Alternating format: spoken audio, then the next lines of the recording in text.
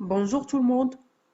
Aujourd'hui, on va voir le chapitre 5, la diffusion de l'information pour poursuivre notre cours de l'économie et organisation administrative des entreprises pour la première année baccalauréat sciences économiques et gestion.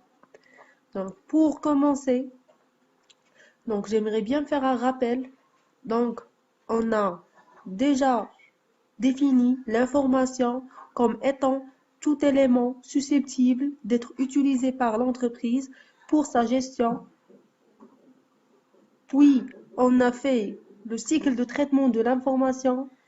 On a dit que l'information passe premièrement par la saisie, puis la collecte, puis le traitement, puis la diffusion et après l'archivage de l'information. On a fait les caractéristiques de l'information. On a dit que pour que l'information soit de qualité, elle doit être pertinente, fiable, disponible, accessible et actualisée. On a aussi énuméré les différents types d'informations, que ce soit selon la source. On a dit qu'il y a l'information interne et l'information externe, selon leur nature, l'information écrite et l'information orale, selon leur domaine, les informations commerciales, les informations économiques, les informations juridiques et sociales, les informations techniques, les informations comptables et financières, selon le niveau d'utilisation d'informations pour les décisions d'ordre. On a différencié entre l'ordre stratégique, l'ordre opérationnel et puis l'ordre tactique.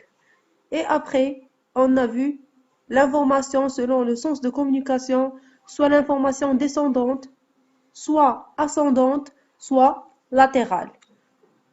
Donc, ensuite, on a entamé le chapitre de recherche des informations. On a dit qu'il y a plusieurs sources d'informations, que ce soit des sources internes ou bien des sources externes, telles que les bases de données, les banques de données et l'Internet. Après, on a travaillé sur la structure et la codification de l'information. On a décelé la structure de l'information qui se compose du caractère, du mot, de la rubrique et de l'article pour passer à la codification qui est soit fonctionnelle, soit technologique. Après, on a travaillé sur la collecte et saisie de l'information. On a vu qu'il y a deux formes de collecte des informations. La saisie manuelle de l'information sur les supports papier, donc que ce soit des documents de liaison sur des documents de position pour concevoir des imprimés adaptés. Et la saisie et stockage automatisé de l'information. Donc, on a vu les supports magnétiques et les supports optiques. Donc, maintenant, on passe à la dernière forme, la dernière étape, qui est la diffusion de l'information. Donc, la plupart des conflits dans l'entreprise naissent d'une mauvaise transmission de l'information. Donc, s'il n'y a pas un canal de transmission d'informations qui est pertinent, donc on risque d'avoir plusieurs problèmes de fonctionnement dans l'entreprise. Par exemple, s'il y a une commande à préparer pour demain et que l'information n'a pas été diffusée au service, par exemple, d'achat dans le moment opportun, donc l'approvisionnement sera retardé. Et si l'approvisionnement sera retardé, la production sera retardée et la livraison sera retardée aux clients et on risque de perdre des clients à cause de ce retard de transmission de l'information. Maintenant, j'ai donné un exemple sur le retard. Parfois, il y a l'absence de transformation de l'information. Par exemple, une réunion qui va tenir lieu. Donc, si on n'informe pas les personnes concernées, donc la réunion ne sera pas pertinente comme on prévoyait. Donc, il y a plusieurs exemples dans ce sens. Donc, on doit bien transformer, veiller sur la bonne transmission de l'information. Le message est véhiculé par un canal, choix du support important, intercepté par le récepteur selon différents langages, ce qui dénature souvent le fond. Donc, soit omission, généralisation et autres. Donc, pour transmettre l'information, premièrement, il y a la transmission de l'écrit. Donc, plusieurs solutions sont possibles. Première solution, c'est au moyen d'un support. Donc, je vais transmettre une lettre, je vais écrire une lettre et la transmettre au service, au département, à la direction concernée. Je vais transmettre une note, donc mudekira. Donc, pour les personnes concernées, pour qu'ils veillent à appliquer le contenu de cette note, ainsi de suite. Ou bien par l'intermédiaire d'outils de communication. Donc, par exemple, je vais envoyer électroniquement donc là l'écrit que j'ai pas via la télécopie ou bien je vais transmettre des messages via la messagerie par l'intermédiaire des réseaux soit internet soit intranet. Donc internet c'est global et intranet c'est spécifique à l'entreprise ou bien à l'entité ou bien l'établissement en question.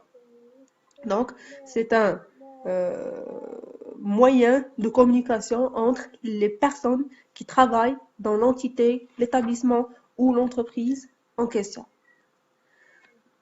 Donc, deuxièmement, je peux transmettre les informations visuellement. Donc, la transmission d'informations visuelles. Donc, il y a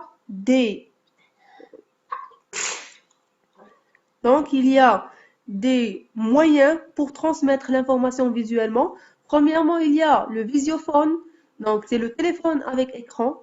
Donc, pour transmettre les informations visuellement, donc je vais voir la personne concernée et je vais lui transmettre les informations que je veux lui transmettre. La conférence permet à plusieurs collaborateurs de se réunir à tout moment, indépendamment de leur éloignement géographique. La communication est mise en place par simple numérotation téléphonique, équipement simple d'utilisation. Donc ici, le mécanisme passe via une numérotation simple téléphonique. Donc je vais appeler les personnes qui travaillent dans l'entreprise. Donc même qu'ils sont loin de l'entreprise, par exemple, une personne qui se trouve à Casablanca, les autres à Marrakech, quelques-uns, par exemple, à l'étranger même, donc voire en Europe, en Amérique, en Asie, etc. Donc, et on va se réunir tous, les uns vont parler aux autres, les uns vont voir les autres, et on va se réunir pour discuter une situation ou bien un problème. Donc oui, il y a les vidéotransmissions. Consiste à projeter sur grand écran vers un ou plusieurs points définis par l'émetteur des images filmées en direct. Les vidéotransmissions, donc, on va transmettre les messages via un grand écran pour que l'émetteur voit des images filmées en direct. Donc, par exemple, cela se traduit dans les rues, par exemple, s'il y a un match ou bien s'il y a, par exemple, une grande entité, une multinationale, donc il y a des grands écrans dans ces filiales pour leur transmettre les messages directement d'une manière qui est filmée et en direct pour que ça soit plus compréhensible. Et dernièrement, on a les vidéoprojections interactives. Donc, ce sont des projections qui sont interactives. Donc, ce genre de vidéo est utilisé dernièrement plus dans les entreprises, dans l'enseignement, dans un grand nombre de domaines. Ça nécessite un peu des moyens plus développés, mais de plus en plus, il sera adapté par toutes les entreprises dans le futur. Donc, on passera à la transmission des messages oraux. Donc, je vais transmettre un message oralement. Donc, via la voix. Donc, soit par téléphone. Donc, je vais appeler par le téléphone de bureau, le téléphone fixe, par exemple, une entreprise, ou bien je vais appeler les responsables, les directeurs, les ouvriers, les techniciens, etc., via le mobile, via le téléphone portable, ou bien via le smartphone, donc par exemple, ainsi de suite. Ou bien je vais laisser des messages oraux au répondeur. Donc, par exemple, j'appelle, je trouve la boîte vocale, je trouve, pardon, le répondeur. Donc, je vais transmettre mon message. Donc, bonjour Monsieur X. Donc, je vous ai appelé pour vous dire que, etc., etc. Donc, que par exemple, on aura euh, un besoin dans la chaîne de production de tel ou bien merci de me joindre lorsque vous entendez mon message ou bien merci de me envoyer un devis ou bien une facture ou bien ainsi de suite. Donc je vais laisser mon message oralement. Donc, les, Donc, les moyens d'échanger et de partager l'information ne cessent de se multiplier au fur et à mesure que fusionnent les technologies de l'informatique et celles de télécommunication.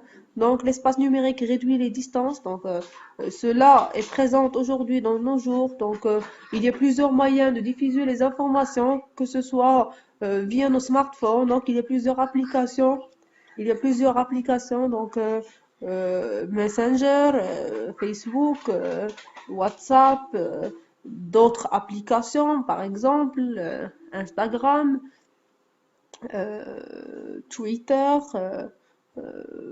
et autres. Donc maintenant, c'est plus facile de transmettre des informations et on a plus de support à utiliser.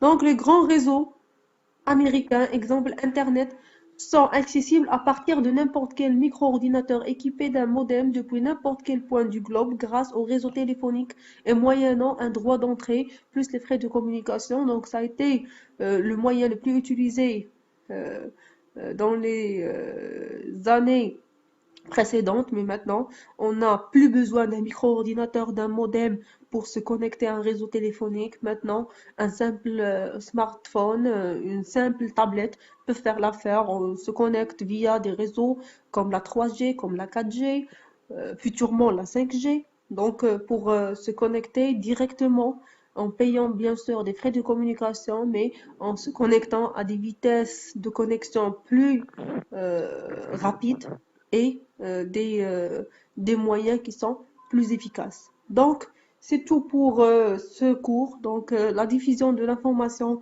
Donc, maintenant, comme vous savez, la diffusion de l'information n'est pas rigide, donc il est flexible, il se développe de plus en plus, que les technologies se développent et euh, l'important c'est de prendre l'information de leurs sources qui sont fiables. Donc merci pour votre attention et rendez-vous dans le prochain cours. Merci.